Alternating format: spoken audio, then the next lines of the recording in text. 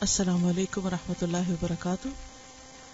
نحمده ونصلی علی رسولہ الکریم اما بعد فاعوذ باللہ من الشیطان الرجیم بسم اللہ الرحمن الرحیم رب اشرح لی صدری ویسر لی امری واحلل عقدۃ من لسانی یفقہوا قولی. جی کیا پڑھا تھا کل آپ نے اور کس کے بارے میں پڑھا تھا؟ بچوں کے ساتھ شفقت. کوئی مثال؟ نبی صلی اللہ علیہ وسلم کس طرح شفقت کیا کرتے تھے اور کیا آپ نے کل کوئی خاص شفقت فرمائی کسی پر؟ بعد میں تو پتہ نہیں بھول ہی جائیں، لیکن جس دن جو پڑھتے ہیں اس دن تو کچھ عمل کر لیں. سب کو خاص طور پہ گال پہ ہاتھ پھیرا. کہتی ہے کہ نبی صلی اللہ علیہ وسلم بچوں سے ان کی پسند اور ان کے انٹرسٹ کے بارے میں پوچھتے تھے. کل کینٹین میں گئی اور بچوں کو دیکھ کے تو انہوں نے کوشش کی کہ سنت پر عمل کریں. گڈ. اور کہتی ڈے کیئر میں گئی اور ویسے معمول ہے روز کا ان کو حق کرنا، لیکن اسپیشلی ایک ہوتا ہے رسمن کوئی کام کرنا، عادتن کچھ کرنا، روٹین میں کچھ کرنا، جاب کا حصہ سمجھ کے کرنا، اور ایک ہے سنت سمجھ کر روح کے ساتھ ایک عمل کرنا. اس کا اثر ہی کچھ اور ہوتا ہے. یہ کہتی ہے انہوں نے اس سوچ کے ساتھ ایک بچی کو اسی طرح پیار کیا اور immediately she gave full attention to her. کیونکہ بچے بھی اسی طرح پھر متوجہ بھی ہوتے ہیں نا، پھر بات بھی سنتے ہیں. عام طور پر کیا شکایت ہوتی ہے ماں کو؟ بچے سنتے نہیں، کیونکہ ہم دیکھتے کچھ اور ہیں، کہتے کچھ کہیں اور ہیں، ان سے نگاہیں بھی نہیں ملاتے، ان توجہ بھی نہیں کرتے، وہ سنے کیا؟ اور کسی نے کسی سنت پہ عمل کیا ہو. خوشبو تو ہم سبھی لگاتے، لیکن آج صبح میں نے خوب اپنے ہاتھوں پہ خوشبو لگائی. نماز فجر کے بعد عموماً میں وہیں بیٹھے بیٹھے قرآن پاک پڑھنے سے پہلے لگاتی ہوں، تو وہ تو کبھی کہیں لگا لی، کبھی جہاں دل چاہا، لیکن خاص طور پہ میں نے ہاتھوں پہ خوشبو لگائی. ابھی تک ہے، حالانکہ کئی دفعہ دھوئے اس کے بعد ہاتھ. تو بات یہ ہے کہ جو چیز سنت ہے اس کے پیچھے کوئی حکمت ہے، اور اس کا صرف اجر اور ثواب ہی نہیں، اس کا دنیا میں بھی ضرور کوئی فائدہ ہے. ان سب چیزوں کی روشنی میں ہم سب کو اپنے عمل کا جائزہ لینا ہے کہ ہمارا معاملہ بچوں کے ساتھ یا جس پہلو پر ہم پڑھ رہے ہیں اس میں کیا ہے، ہمارے عمل میں کیا تبدیلی آ رہی، اور اگر نہیں آ رہی تو کوشش کریں، اللہ سے دعا مانگیں. چلیے حدیث نمبر 181. عن محمود بن الربیع قال اقلت من النبی صلی اللہ علیہ وسلم مجتا مجہا فی وجہی وَأَنَا ابْنُ 5 سِنِينَ مِن دَلْوٍ رواہ البخاری کتاب العلم. سیدنا محمود ابن الربیع سے روایت ہے کہ انہوں نے کہا کہ مجھے یاد ہے کہ ایک مرتبہ رسول اللہ صلی اللہ علیہ وسلم نے ایک ڈول سے منہ میں پانی لے کر میرے چہرے پر پھینکا، اور اس وقت میں 5 سال کا تھا. لفظی وضاحت عن محمود ابن الربیع، محمود بن ربیع سے روایت ہے. قالا انہوں نے کہا اقلتو میں نے لیا. عقلہ کا معنی باندھنا ہوتا ہے. عقلتو سے مراد یہ ہے کہ مجھے ابھی تک یاد ہے اور میں نے میرے ساتھ ایسا ہوا.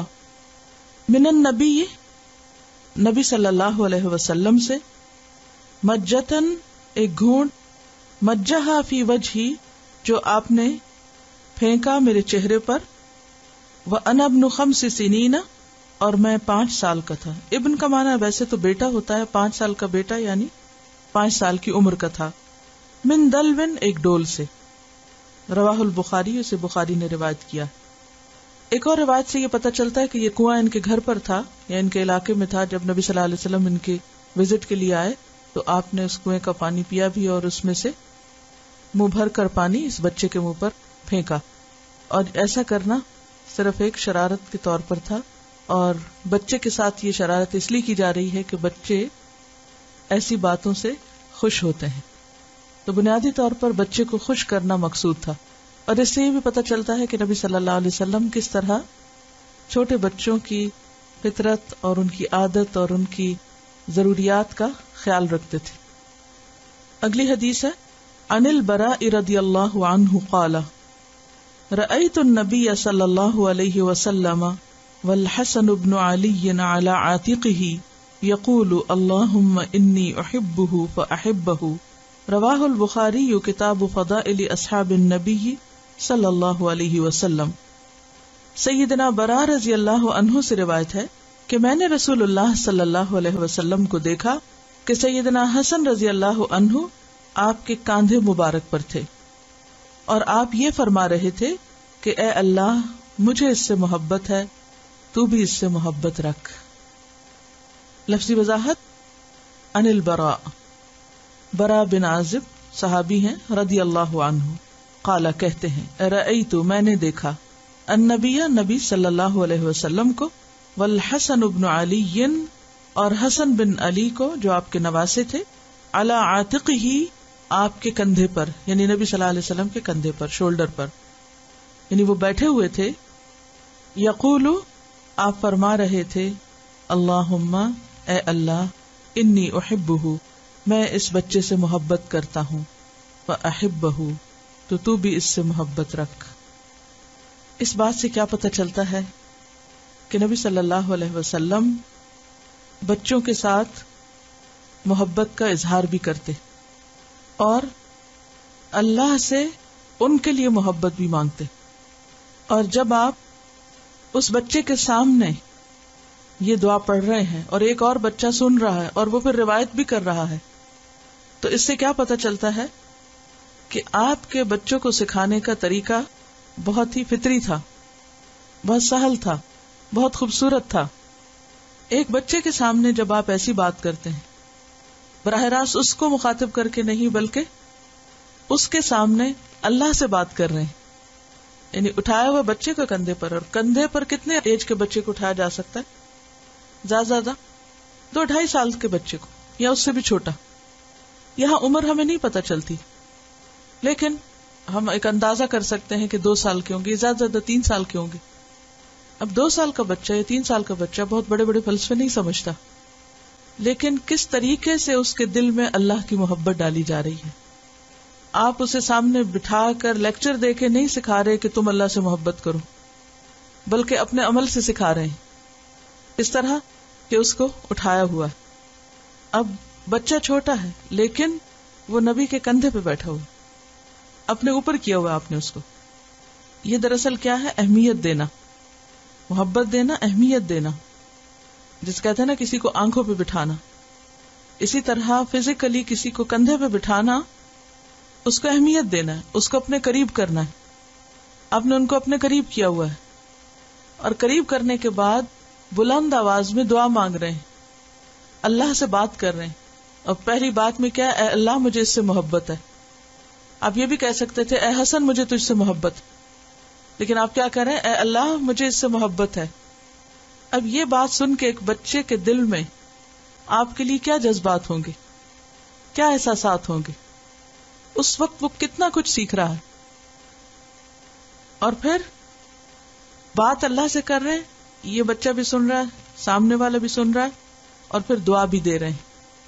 آپ اس وقت میں کچھ اور بھی مانگ سکتے تھے، لیکن آپ نے اللہ سے اس بچے کے لیے اللہ کی محبت مانگی، کیونکہ اگر اللہ تعالیٰ کسی سے محبت کرتے تو پھر اس کے بعد باقی سب کچھ مل جاتا ہے، جنت بھی مل جاتی ہے اور مغفرت بھی ہو جاتی ہے اور ساری نعمتیں اور رحمتیں آ جاتی ہیں۔ ہم سب سوچیں کہ کیا ہم اپنے بچوں کے سامنے کبھی لاؤڈلی اللہ سے کوئی بات کرتے؟ کیا ان کے لیے اس طرح دعا کرتے؟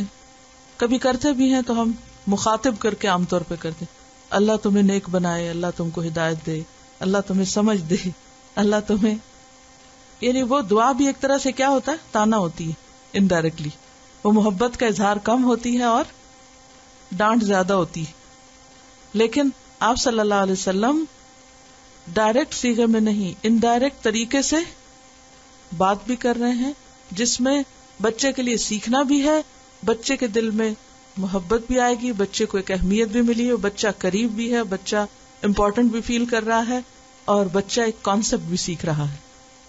صرف آپ کے ایکشن اور ایک مختصر بات، آپ دیکھیے کوئی لمبی چوڑی باتیں نہیں، ہلکی پھلکی بات ہے۔ پھر آپ دیکھیے کہ ایک اور روایت میں ہمیں تھوڑی سی تفصیل ملتی ہے۔ یہ ایک موقع ہے جس میں برا بن عازب گواہ ہیں۔ برا بن عازب دیکھ رہے ہیں کہ نبی صلی اللہ علیہ وسلم کیا کر رہے ہیں، وہ ایک ہسٹری ریکارڈ کر رہے ہیں، اگر آج کی زبان میں کہیں تو ایک مووی بنا رہے ہیں، زیادہ سمجھ آئے گی آپ کو بات۔ کس کے لیے؟ ہمارے لیے، کہ 1400 سال بعد ہم دیکھ سکیں نبی صلی اللہ علیہ وسلم کا معاملہ کہ کس طرح تھا بچوں کے ساتھ. ایک دوسرا موقع ہے، ابو ہریرہ اب روایت کر رہے ہیں. یہ روایت جو اس وقت آپ نے پڑھی یہ بخاری کی روایت ہے. دوسری روایت صحیح مسلم کی روایت. ابو ہریرہ کہتے ہیں کہ ایک دن میں آپ صلی اللہ علیہ وسلم کے ساتھ چلنے لگ گیا. آپ جا رہے تھے، میں بھی ساتھ جا رہا تھا. چلتے چلتے ہم بنو قینقاع کے بازار میں چلے گئے. راستے بھر نہ آپ نے کوئی بات کی نہ میں نے کوئی بات کی. وہاں گئے اور پھر واپس آئے اور حضرت فاطمہ کے خیمے کے پاس یا گھر کے پاس آئے. حضرت حسن کا پوچھا تو ہمیں یوں محسوس ہوا جیسے حضرت فاطمہ نے حضرت حسن کو روکا ہوا ہے کہ انہیں نہلائیں دھلائیں اور ان کو صاف ستھرا کر کے باہر نکالیں. بہرحال تھوڑے انتظار کے بعد حضرت حسن باہر آتے ہیں اور آ کر نبی صلی اللہ علیہ وسلم سے چمٹ جاتے ہیں، آپ کے گلے لگ جاتے ہیں. اور اس موقع پر آپ صلی اللہ علیہ وسلم دعا کرتے ہیں، اے اللہ میں اس سے محبت کرتا ہوں، تو بھی اس سے محبت کر، اور اس سے بھی جو اس سے محبت کرتا ہے. اور ہو سکتا ہے کہ یہاں پر اشارہ ہو ابو ہریرہ کی طرف، کیونکہ وہ ایسی نگاہوں سے دیکھ رہے ہوں گے. اب آپ دیکھیے نا کہ دو لوگ جا رہے ہیں، کوئی کمیونیکیشن نہیں، خاموشی سے جا رہے ہیں، آ رہے ہیں، اور واپسی پہ وہ ایک گھر کے پاس رکتے ہیں اور وہاں سے بچہ باہر آتا ہے، آپ اس کو چمٹا لیتے ہیں اور آپ دعا دے رہے ہیں کہ اللہ مجھے اس سے محبت ہے، تو بھی اس سے محبت کر. اور پھر پاس ابو ہریرہ کھڑے ہیں تو ساتھ ہی آپ کیا فرماتے ہیں، اس سے بھی محبت کر جو اس سے محبت کرتا ہے. اور اس میں آپ دیکھیے کہ محبت کا کتنا کھلا اظہار ہے. ہمیں بچوں سے محبت ہوتی ہے، ہم کبھی بول کے نہیں دیتے. کبھی ہم نے کہا کسی بچے کو کہ تو مجھے بہت پیارا ہے، تو مجھے بہت عزیز ہے، مجھے تجھ سے بہت محبت ہے. اپنے ایکشن سے یا عمل سے تو کبھی ظاہر کر بھی دیں، لیکن منہ سے بول کے نہیں کہتے. ایک جھجک اور ایک اندر ایک وہ ہوتی ہے کہ اگر ہم نے کہہ دیا تو ہمارا روب چلا جائے گا. یہی ڈر ہوتا ہے، یہ خوف ہوتا ہے کہ پھر سر چڑھ جائیں گے، پھر یہ ہماری بات نہیں سنیں گے، ان کو ہماری ویکنیس پتہ چل جائے گی. تو بہتر ہے کہ ہم ڈسٹینس پہ رہیں، اس طرح بات زیادہ اثر کرے گی، حالانکہ بات محبت سے زیادہ اثر کرتی. تو اس میں آپ دیکھیں کہ کس طرح آپ اس کو بھی یعنی کہ محبت کا 3 دفعہ ذکر کرتے ہیں. آپ اس وقت میں سوچ رہی تھی کیا مجھے حضرت حسن سے محبت ہے، میں فوراً سوچنے لگی. کیوں؟ کیونکہ اللہ کے رسول صلی اللہ علیہ وسلم نے ان سب کے لیے دعا کی جو ان سے محبت کریں. کیا ہمیں اہل بیت سے محبت ہے؟ سچی محبت، ایک نہیں کہ جو طاری کی ہوئی ہو. تو میرے دل نے گواہی دی، ہاں مجھے حضرت حسن کی شخصیت کا ایک پہلو بہت زیادہ پسند ہے، اور وہ ہے ان کا خود اپنے حق کی خلافت سے دستبردار ہو جانا مسلمانوں کے درمیان فساد ختم کرنے کے لیے. کہ یہ عہدہ مجھے نہیں چاہیے، میں اس سے باہر آتا ہوں، تم آپس میں صلح کر لو. بہت بڑی قربانی. کوئی شخص جس کو حکومت ملی ہوئی ہو، حکومت آفر کی گئی ہو، اور وہ اس کو اپنی ڈسکریشن پہ اپنی پوری رضامندی کے ساتھ، جبکہ ان کے ساتھی ان کو ان کے خلاف ہو رہے تھے کہ آپ یہ کیا کر رہے ہیں اور کیوں کر رہے ہیں، انہیں چھوڑنے نہیں دے رہے تھے. اور آپ نے ان کے بارے میں خوشخبری بھی دی تھی، ایک پیشن گوئی کی تھی کہ میرا یہ بیٹا مسلمانوں کے 2 بڑے گروہوں کے درمیان صلح کرائے گا.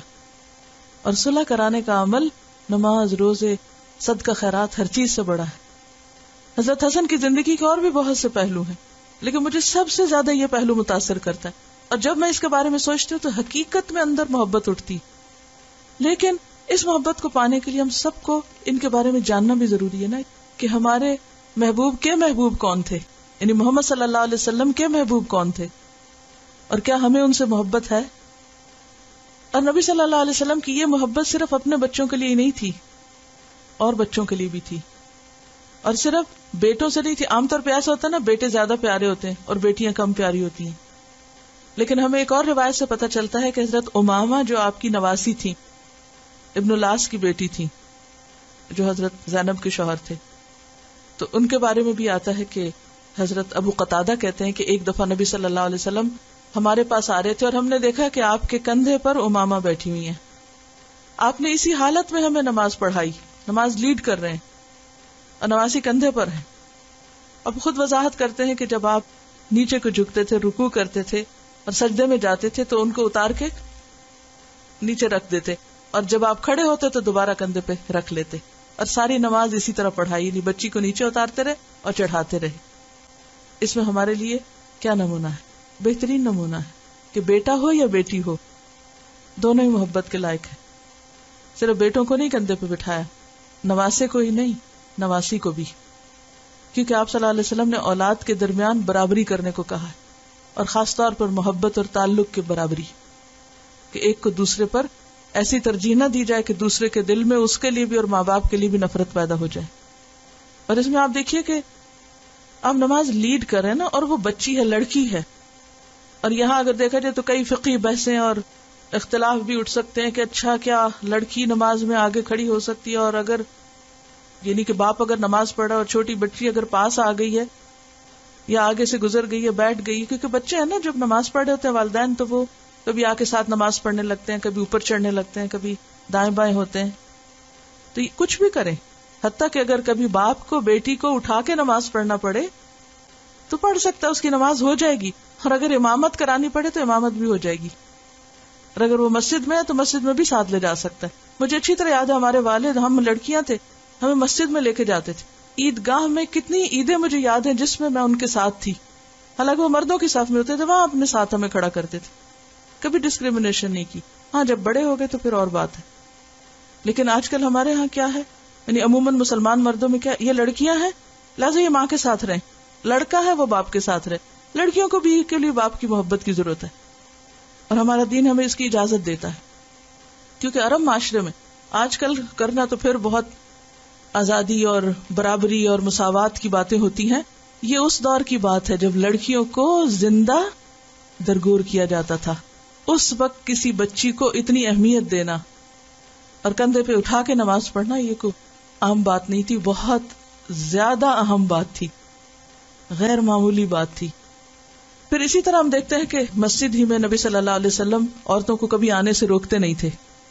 بخاری کی ایک حدیث ہے، صحیح بخاری میں آتا ہے کہ آپ صلی اللہ علیہ وسلم فرماتے ہیں کہ میں مسجد میں آتا ہوں، نماز پڑھانے لگتا ہوں، طویل نماز پڑھانا چاہتا ہوں کہ اتنے میں مجھے کسی بچے کے رونے کی آواز آتی ہے، تو میں اس کی خاطر اپنی نماز مختصر کر دیتا ہوں، چھوٹی کر دیتا ہوں کہ کہیں اس بچے کے رونے سے اس کی ماں کو تکلیف نہ ہو.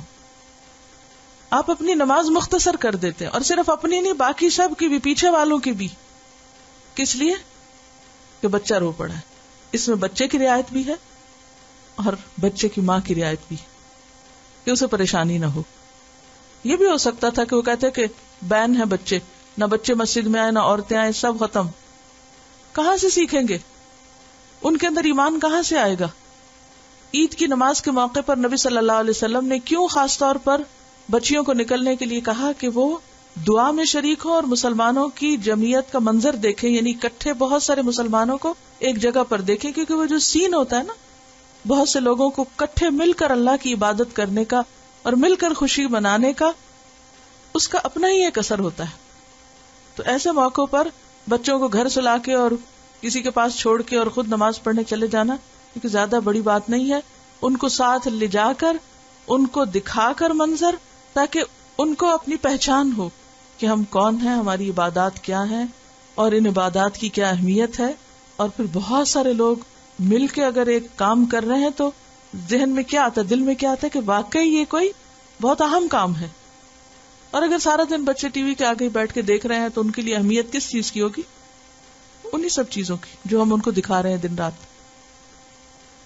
اور پھر اگر ہم ایسا کریں اور بچے جو ہیں وہ نماز کا شوق نہ کریں یا نماز نہ پڑھے تو پھر ان کا قصور تو ہوگا، لیکن اس سے زیادہ ماں باپ کا ہوگا کہ انہوں نے دکھایا ہی نہیں انہیں کہ صرف ہم نہیں، بہت سے اور لوگ بھی نماز پڑھتے ہیں. تو بات ہو رہی تھی بچوں سے شفقت اور محبت کی، اور خصوصاً آپ کے اپنے بچوں کے نواسے اور نواسی کی. اور اسی طرح ایک اور روایت میں حضرت حسین کا ذکر آتا ہے، یہاں حضرت حسن کا آتا ہے، ایک اور جگہ پر حضرت حسین کا آتا ہے، اور ابن ماجہ کی روایت ہے اور حضرت جابر نے اس کو روایت کیا. وہ کہتے ہیں کہ ایک دفعہ ہم رسول اللہ صلی اللہ علیہ وسلم کے ساتھ کسی دعوت میں جا رہے تھے، یعنی اکٹھے مل کے جا رہے تھے. تو راستے میں ہم نے دیکھا کہ سیدنا حسین جو ہے وہ بچوں کے ساتھ کھیل رہے ہیں. تو نبی صلی اللہ علیہ وسلم ایک گروپ کے ساتھ جا رہے تھے، تو آپ اپنے گروپ کو چھوڑ کر، سب کو چھوڑ کر نکل کر ان کی طرف لپکتے ہیں. بچے کو دیکھا فوراً ان کی طرف جاتے ہیں اور پھر ان کی طرف ہاتھ پھیلا دیتے، آؤ، جسے ہم عام طور پہ دیکھتے اور کہتے ہیں آ جاؤ. تو جب آپ نے ان کو بلایا تو وہ ادھر ادھر بھاگنے لگے. عموماً ایسے ہی ہوتا ہے نا کہ بچے شرارت میں جب آپ کہتے ہیں آؤ تو وہ اور بھاگتے ہیں, دور جاتے ہیں, تو وہ بھی ادھر ادھر بھاگنے لگے. نبی صلی اللہ علیہ وسلم ہنس ہنس کر انہیں پکڑنے لگے اور ان کے پیچھے دوڑنے لگے. یعنی کہا اچھا نہیں آتے تو نہیں جاؤ, ہم بھی جا رہے ہیں اپنے کام. اور پھر انہیں پکڑ لیا, دوڑتے دوڑتے پکڑ لیا, اور ایک ہاتھ ان کی ٹھوڑی پہ رکھا اور دوسرا سر پر, اور انہیں اپنے ساتھ چمٹا لیا. حالانکہ آپ کس کے ساتھ ہیں؟ معزز صحابہ کے ساتھ ہیں, اور دعوت پر جا رہے ہیں, اور راستے میں بچہ نظر آ گیا ہے, اگنور کر کے نہیں گزر رہے, اس کو اہمیت دے کے اٹھا کے پیار کر کے آگے جا رہے ہیں. اور یہ یاد رکھیے کہ یہ صرف آپ کا اپنے بچوں کے ساتھ ہی نہیں تھا, اور بچوں کو بھی جب کھیلتے دیکھتے تو کیا کرتے تھے؟ خود سلام کرتے تھے. آپ بچوں کو سلام کرنے میں پہل کرتے تھے. اور پھر ایک اور روایت سے ہمیں پتہ چلتا ہے کہ حضرت اسامہ اور حضرت حسن تقریباً ہم عمر تھے. تو وہ کہتے ہیں, حضرت اسامہ روایت کرتے ہیں کہ آپ صلی اللہ علیہ وسلم بعض اوقات آپ بیٹھے ہوتے اور ایک تھائی پر حضرت حسن کو بٹھاتے اور دوسری طرف مجھے بٹھاتے, اور ہم دونوں کو ساتھ چمٹاتے. یعنی ایک طرف اپنا بچہ ہے اور ایک طرف غلام کا بچہ ہے, زید کا بچہ ہے, جن کو منہ بولا بیٹا کہا لیکن بہرحال وہ آزاد کردہ غلام تھے, اور دوسری طرف ام ایمن بھی غلام تھی. حضرت حسن بہت خوبصورت تھے, نبی صلی اللہ علیہ وسلم سے بہت مشابہ تھے, اور حضرت اسامہ سیاہ تھے کیونکہ ان کی والدہ سیاہ تھی. ایک طرف ایک بچہ ہے, ایک سفید ہے, ایک کالا ہے, دونوں کو ایکولی پیار مل رہا ہے. اس سے زیادہ کیا مساوات ہوگی کہ ایک طرف اپنا لخت جگر ہے اور دوسری طرف ایک غلام بچہ ہے, لیکن دونوں کو ایکولی ٹریٹ کیا جا رہا ہے, دونوں کو اکٹھے گلے لگایا جا رہا ہے, دونوں کو ایک طرح بٹھایا جا رہا ہے. کیونکہ بعض اوقات ایسا بھی ہوتا ہے نا کہ اگر ہمارے پاس ہمارا اپنا بچہ ہو اور کسی اور کا بھی ہو, کسی بہن بھائی کا ہی ہو یا رشتہ دار کا ہو یا ذرا دور کا ہو, تو ہم اس کو وہ اہمیت نہیں دیتے جو اپنے کو دیتے ہیں. بعض اوقات ایسا جیسے شادی بیاہ ہوتے ہیں, کئی لوگ زیادہ اکٹھے ہوئے ہوتے ہیں, ماں اپنے بچوں کے پیچھے بھاگ رہی ہوتی ہے, اور کسی کا بچہ رو رہا ہے, ادھر ادھر ہو رہا ہے, کھانا کھایا اس نے نہیں, کوئی پرواہ نہیں. ایسے میں کیا کرنا چاہیے کہ اگر کسی وقت اپنے بچے کو دیکھ رہے ہیں اور دوسرا رو رہا ہے تو ساتھ اس کو بھی لے لیں. بلکہ پہلے بھی میں نے آپ کو بتایا تھا, میرے استاد نے کہا تھا کہ ایک خاتون ان کے پاس آئی, اس نے کہا میرا بچہ کھانا نہیں کھاتا, اس نے کہا کسی اور کے بچے کو کھلانا شروع کرو, تمہارا خود ہی کھائے گا. تو یہ ایک حقیقت ہے, جب آپ دوسروں کے ساتھ بھلائی کرتے ہیں تو اللہ تعالیٰ آپ کے لیے بھلائی کرتا ہے. ایک موقع پر آپ حضرت حسن کو پیار کر رہے تھے, آپ صحابہ کی مجلس میں بیٹھے ہوئے تھے, بڑے بڑے لوگ بیٹھے ہوئے تھے, اتنے میں حضرت حسن آگے بیچ میں. جیسے عام طور پر ہوتا ہے نا, بچوں کو ایسے موقع پتا ہوتا ہے میں بہت اہمیت ملے گی, وہ تو جا کے گھس کے ماں باپ کی گود میں بیٹھ جاتے ہیں. مہمان کوئی آئے ہوئے یا کچھ تو ضرور ایک دفعہ اندر. تو آپ نے ان کو اٹھایا, پیار کرنے لگے. تو اقرا بن حابس کہنے لگے میرے 10 بچے, میں نے آج تک کسی کو پیار نہیں کیا. تو آپ نے ان کی طرف ایک نگاہ اٹھا کے دیکھا اور فرمایا اگر اللہ نے تیرے دل سے شفقت نکال لی ہے تو میں کیا کر سکتا ہوں. اور بخاری کی روایت میں آتا ہے کہ آپ نے فرمایا جو کسی پر رحم نہیں کرتا اس پر رحم نہیں کیا جاتا. تو رحمت کا آغاز چھوٹے بچوں سے ہوتا ہے, کیونکہ سب سے زیادہ پیار اور شفقت کے وہ مستحق ہوتے ہیں. جب بچوں میں آپ انصاف کا سلوک کرتے ہیں, عدل کا سلوک کرتے ہیں, تو ان کے آپس میں بھی تعلقات اچھے ہوتے ہیں.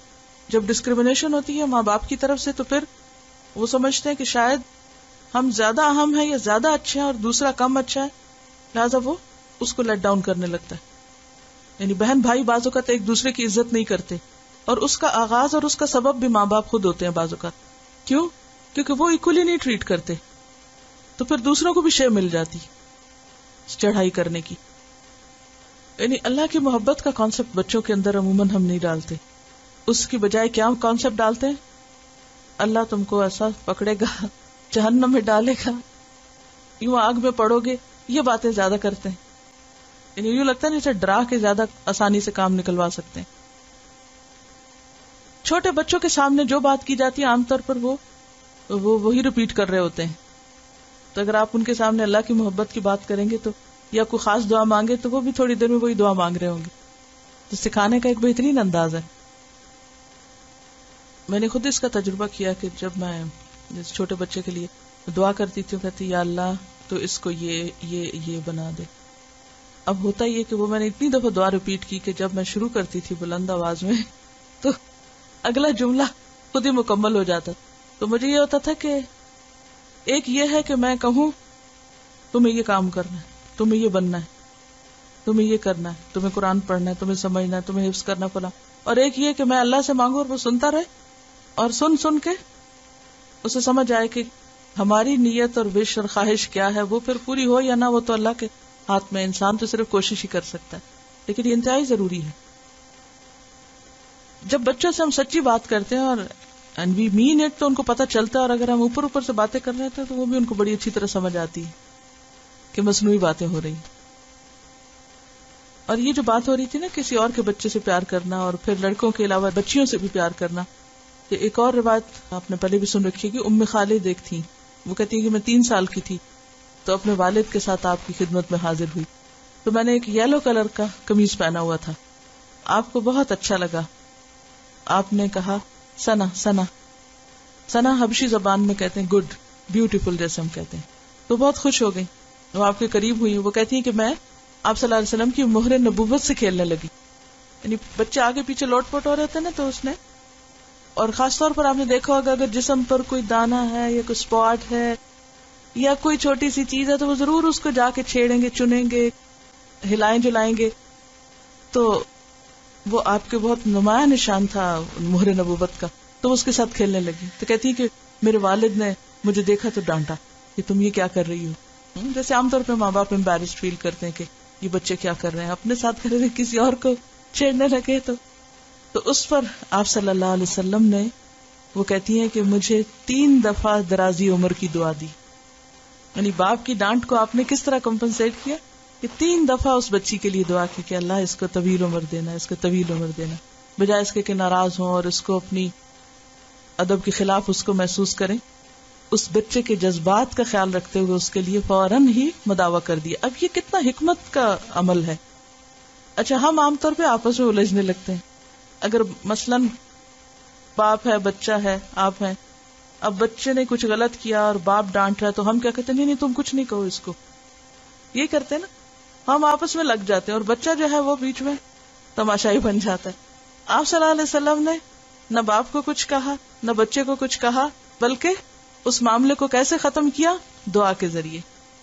دیکھیں ایک بہترین انداز، اور معاملہ ختم ہو گیا. یہ بہت ہی اہم بات ہے. سب بچے اپنے ہی بچے ہیں، جو بھی بچے ہیں، آس پاس کے جتنے بھی بچے، وہ آپ کے بچے کیوں ہیں؟ کیونکہ انہی سے مل کے ایک معاشرہ بنے گا. وہی بچے آپ کے بچے کو کمپنی دیں گے، آپ ان کے لیے سوچیں گے، ان کا خیال رکھیں گے. تو گویا انڈائریکٹلی آپ اپنے بچے کا خیال رکھ رہے ہیں. آپ ان کی اچھی تربیت کر کے، ان کا خیال رکھ کے، دراصل ایک موقع، اپرچونٹی دے رہے ہیں اپنے بچوں کو کہ ان کو ایک اچھی کمپنی ملے.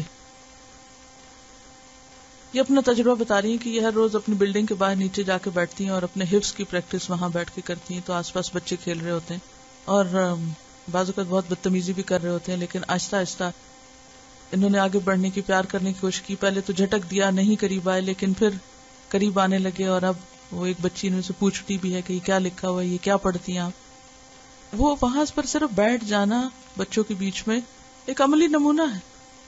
آپ نہ بھی ان کو ٹیچ کر سکے، نہ بھی کچھ کر سکے، لیکن وہ آپ کو دیکھ رہے ہیں تو وہ کچھ سیکھ رہے ہیں. اور آپ نے دیکھا ہوگا جب آپ حجاب میں کہیں بھی واک کر کے جا رہے ہوتے ہیں، کوئی اور نوٹس لے یا نہ لے، بچے وہاں تک دیکھتے رہتے ہیں پیچھے سے جہاں تک آپ نظر آتے ہیں. بچوں کی جو اصلاح کے طریقے ہیں نا، یہ آنے چاہیے. کیونکہ عام طور پہ جیسے بچوں کو ہم پڑھانے لگتے ہیں، سکھانے لگتے ہیں، چاہے اپنے ہو چاہے کسی کے، اب بچے تو شرارتیں کرتے ہیں اور بعض اوقات انتہائی بدتمیزی والی شرارتیں بھی کرتے ہیں. ایسے میں ڈانٹ دینا، جھٹک دینا ان کے لیے نفرت کا سبب ہوتا ہے. اس میں بھی ہمیں نبی صلی اللہ علیہ وسلم کا ایک بہت خوبصورت نمونہ ملتا ہے. ایک صحابی کہتے ہیں کہ میں بچپن میں پتھر مار کے کھجوریں توڑ کے گراتا تھا اور لوگ مجھے منع کرتے، منع ہوتا تھا. تو اب لوگ مجھے پکڑ کے نبی صلی اللہ علیہ وسلم کے پاس لے گئے. آپ نے کیا کہا ہوگا؟ ایسا نہ کیا کرو. آپ نے یہ نہیں کہا، آپ نے کہا جو کھجوریں نیچے گری ہوئی ہوتی ہیں بس وہی اٹھا لیا کرو. یعنی آلٹرنیٹ دے دیا نا، یہ کہنے کی بجائے کہ تم پتھر نہ مارا کرو، ایسے نہ کیا کرو. کیا کہا؟ بس وہ کھجوریں اٹھا لیا کرو جو نیچے گری ہوئی ہوتی ہیں. کتنا مثبت انداز ہے، کتنا پازیٹیو انداز ہے. ہم ہر بات میں بچے کو نو کرتے ہیں، ادھر سے ہاتھ پکڑ، ادھر سے کر، ادھر سے کر، نو نو نو، اور پھر اس کو بھی نو ہی کرنی آتی ہے. عموماً یہ مشکل اس وقت زیادہ پیش آتی ہے کہ جب بچے چھوٹے ہوتے ہیں نا، تو وہ ان کو اتنی سمجھ بھی نہیں ہوتی.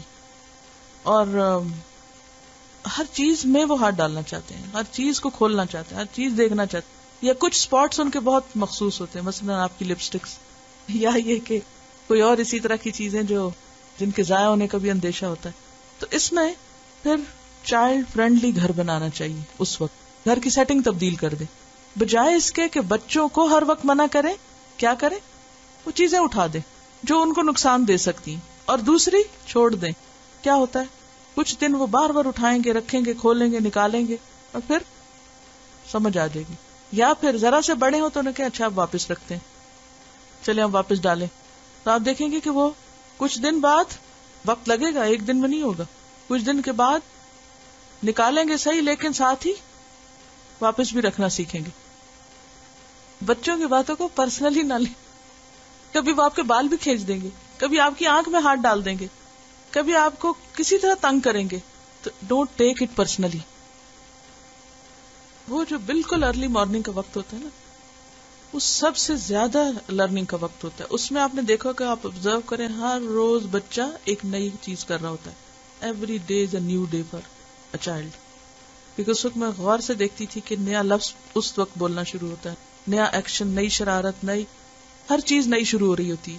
تو واقعی وہ ٹائم بہت قیمتی ہوتا ہے کہ جس وقت بچہ اٹھ کے دیکھتا ہے اور اس وقت کچھ سیکھتا ہے. اور اس وقت اگر اٹھے اور دیکھے ماں سجدے میں رو رہی ہے، ماں دعائیں مانگ رہی ہے، ماں قرآن پڑھ رہی ہے، ماں اسمائل کر کے اس کو دیکھ رہی ہے، تو وہ سب سین اس کے نگاہ میں، دل و دماغ میں محفوظ ہو جاتے ہیں. اور اگر اس وقت اٹھ کے دیکھے کہ ماں سوئے رہی ہے اور سوئے جا رہی ہے، تو وہ بھی کیا سیکھے گا؟ سونا ہی سیکھے گا. اصل میں بچوں کے لیے جو اہم ترین چیز ہے، اگر آپ ان سنتوں پہ عمل کرنا چاہتے ہیں، پیشنس اور رحم دلی. پیشنس اور رحم، دو چیزیں. اور آپ صلی اللہ علیہ وسلم تو ویسے بھی رحمت للعالمین ہے، لیکن خصوصی طور پر آپ کی رحمت جس کا اظہار ہمیں ہوتا ہے وہ بچے ہیں. اور بچے اپنے ہوں یا غیروں کے ہوں، جنگ کے لیے جب آپ جاتے یا بھیجتے کسی کو، تو خاص طور پر جو تلقین کرتے وہ کیا تھی کہ بچوں پہ ہاتھ نہیں اٹھانا، عورت پہ ہاتھ نہیں اٹھانا. کیونکہ رحم ایک ایسی چیز ہے کہ جو دوسروں کے دل میں بھی مہربانی کے جذبات پیدا کر دیتا ہے، اور جو رحم نہیں کرتا اس پہ رحم نہیں کیا جاتا. آخری حدیث ہے، ان النعمان ابن بشیر رضی اللہ عنہما وهو على المنبر يقول اعطاني ابي عطية فقالت عمرة بنت رواحة لا ارضى حتى تشهد رسول الله صلى الله عليه وسلم فأتى رسول الله صلى الله عليه وسلم فقال إني أعطيت ابني من عمرة بنت رواحة عطية فأمرتني أن أشهدك يا رسول الله قال أعطيت سائر ولدك مثل هذا قال لا قال فاتقوا الله واعدلوا بين أولادكم قال فرجع فرد عطيته رواه البخاري. سیدنا نعمان بن بشیر رضی اللہ عنہما منبر پر بیان کر رہے تھے کہ میرے باپ نے مجھے ایک عطیہ دیا، تحفہ دیا، کوئی چیز دی. تو عمرہ بنت رواحہ رضی اللہ عنہا، یعنی جو ان کی والدہ تھی نعمان کی، انہوں نے کہا کہ جب تک آپ رسول اللہ صلی اللہ علیہ وسلم کو اس پر گواہ نہ بنائیں میں راضی نہیں ہو سکتی. چنانچہ حاضر خدمت ہو کر انہوں نے عرض کیا کہ عمرہ بنت رواحہ سے اپنے بیٹے کو میں نے ایک عطیہ دیا. تو انہوں نے کہا کہ آپ کو پہلے اس پر گواہ بنا لوں. آپ نے دریافت کیا کیا اسی جیسا عطیہ تم نے اپنی تمام اولاد کو دیا ہے؟ انہوں نے جواب دیا نہیں. اس پر آپ صلی اللہ علیہ وسلم نے فرمایا کہ اللہ سے ڈرو اور اپنی اولاد کے درمیان انصاف قائم رکھو. چنانچہ وہ واپس ہوئے اور ہدیہ واپس لے لیا. لفظی وضاحت دیکھیے. ان نعمان ابن بشیر، نعمان بن بشیر رضی اللہ عنہ سے روایت ہے، اور انہما کا لفظ آ رہا ہے یہاں کیونکہ نعمان اور بشیر دونوں صحابی ہیں، باپ بیٹا، تو اس لیے رضی اللہ عنہما تسنیہ کا صیغہ آ رہا ہے. وہو علی المنبر، اور وہ ممبر پر تھے. کون ممبر پر تھے؟ نعمان. نعمان یہ بات ممبر پر، جیسے کہتے ہیں نا برسر ممبر، سنا رہے تھے، روایت کر رہے تھے، یعنی پورے مجمع میں بیان کر رہے تھے. کیونکہ ایک آدمی سے بات کرنے کے لیے ممبر پر نہیں کھڑے ہوا جاتا. یعنی ایک بڑی گیدرنگ میں یہ بات سب کو سنا رہے تھے اور اپنا ذاتی واقعہ سنا رہے تھے. یقولو کہہ رہے تھے اعطانی عطا کیا مجھے، دیا مجھ کو، ابھی میرے باپ نے، عطیتن ایک عطا، تحفہ، بخشش، گفٹ. فقالت امرتو تو کہا امرہ نے جو نعمان ہی کی ماں ہے، بنت رواحہ، رواحہ کی بیٹی، میری والدہ نے کہا لا اردا میں راضی نہیں. باپ سے کہنے لگی میں اس پہ راضی نہیں. کس بات پہ؟ کہ تم نعمان کو کچھ دو. حتی یہاں تک کہ تشہدہ تم گواہ بنا لو رسول اللہ صلی اللہ علیہ وسلم کو. جب تک رسول اللہ صلی اللہ علیہ وسلم کو اس پر گواہ نہ بناؤ، یعنی آپ سے اجازت نہ لو، اس وقت تک میں اس پر خوش نہیں اور میں نہیں چاہتی کہ تم ایسا کرو. فاتا تو وہ آئے، کون؟ بشیر والد. کس کے پاس؟ رسول اللہ صلی اللہ علیہ وسلم کے پاس. فقال تو عرض کیا، کس نے؟ بشیر نے، انی بے شک میں نے، اعطیتو عطا کیا، بخشا، دیا، ابنی اپنے بیٹے کو، من امرتا جو امرہ سے ہے، بنت رواح، ہو سکتا ایک سے زائد بیویاں ہوں. کہا کہ امرہ کے بیٹے نعمان کو میں نے ایک عطیتن عطیہ دیا ہے، تحفہ دیا ہے. فامرتنی تو اس نے مجھے حکم دیا ہے، بیوی نے، ان اشہدک کہ میں آپ کو گواہ بناؤں، یا رسول اللہ، اے اللہ کے رسول صلی اللہ علیہ وسلم. قال آپ نے فرمایا اعطیتا کیا تم نے دیا ہے، سائر ولدک سارے اپنے بچوں کو، اپنے سارے بچوں کو یہ دیا ہے، مثل ھذا اسی طرح، جو عطیہ یا بخشش یا تحفہ تم نے اپنے اس بچے کو دیا کیا سارے اور بچوں کو بھی دیا؟ قال لا کہنے لگے نہیں. قال تو فرمایا فاتقوا اللہ پھر ڈرو اللہ سے، وعدلوا اور عدل کرو، انصاف کرو، بین اولادکم اپنی اولاد کے درمیان. قال وہ کہتے ہیں فرجع پھر وہ پلٹے لوٹے، فرد پھر لوٹا لیا، واپس لے لیا، عطیتہ اپنے عطیے کو، اپنا ہدیہ واپس لے لیا. رواہ البخاری، اسے بخاری نے روایت کیا کتاب الہبہ میں. اس حدیث میں بہت سی سیکھنے کی چیزیں، اور جو سب سے اہم بات ہے وہ کیا ہے کہ بچوں کی اچھی تربیت میں ان کے درمیان عدل اور انصاف کرنا بہت بڑا رول پلے کرتا ہے. بچوں کے درمیان انصاف کرنا چاہیے. اب اس میں پہلی بات جو ہم دیکھتے ہیں وہ یہ کہ صحابی اپنا واقعہ خود بیان کر رہے ہیں، بالکل ایک پرسنل سٹوری، لیکن برسر ممبر بتا رہے ہیں. کیوں؟ کیونکہ اس میں باقی سب کے سیکھنے کا ایک بہت بڑا پہلو ہے. دوسری بات یہ ہے کہ بالکل گھر کا معاملہ ہے جو میاں بیوی اور بچے کے درمیان ہے. تو اس سے یہ بھی پتہ چلتا ہے کہ صحابہ کرام اپنی ذاتی زندگی کے واقعات بھی لوگوں کے سامنے رکھتے تھے، کیونکہ نبی صلی اللہ علیہ وسلم کے بعد ہمارے لیے کون نمونہ ہے؟ صحابہ کرام. صراط الذین انعمت علیہم، وہ جن سے اللہ راضی ہو گیا. اب آپ دیکھیے کہ باپ نے اپنے بیٹے کو کچھ دیا اور ماں جانتی ہے، ماں دیکھ رہی. ماں کیا کہتی؟ یا تو سب کو دو یا اس کو بھی نہ دو. اور اس میں آپ دیکھیے کہ عموماً مائیں باپ کو غلط راستے پہ ڈالتی، یعنی باپ اگر کچھ کرنا چاہتا ہے صحیح یا کسی کو کچھ دینا چاہتا ہے تو عموماً یا تو روک دیتی، یا پھر اگر رشتے سوتیلے ہوں تو عموماً کیا کوشش کرتی کہ باپ دوسرے بچوں کو دینے کی بجائے سارا کچھ اپنے ہی بچے کے نام کر دے. اور ایسے کئی زندہ مثالیں ہوں گی کہ جس میں ایک بچے کو باقی سب بہن بھائیوں کا حصہ بھی دے دیا گیا. کیوں؟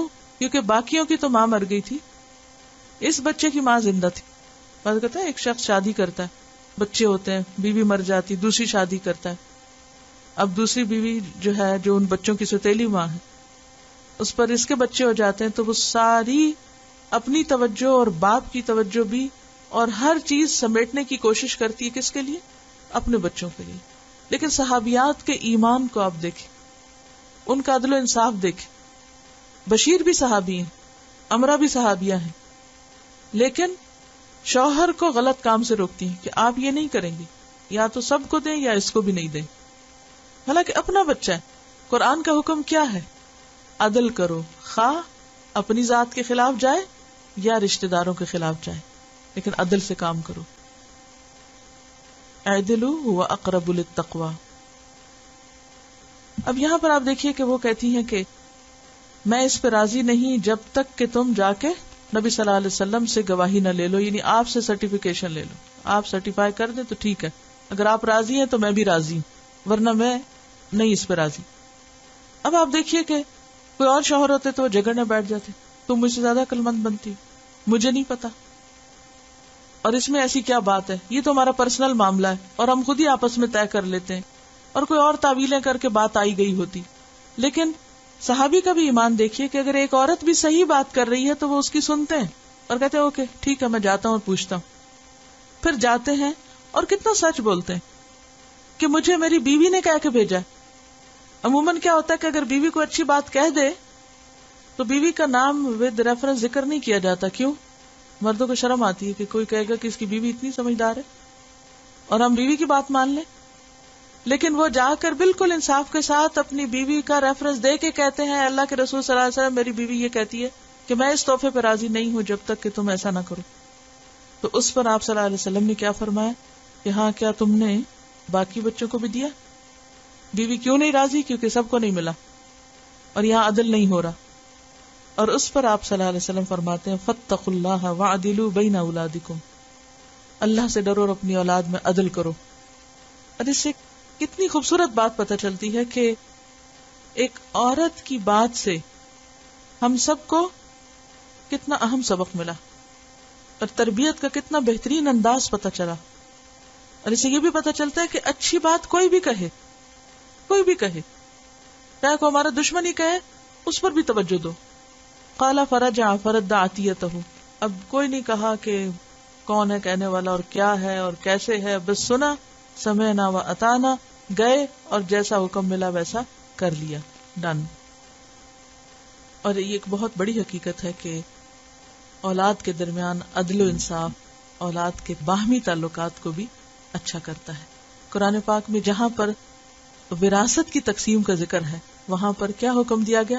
آباؤکم و ابناؤکم لا تدرون ایہم اقرب لکم نفعا، تم نہیں جانتے کہ ان میں تمہارے لیے زیادہ فائدہ مند کون ہے.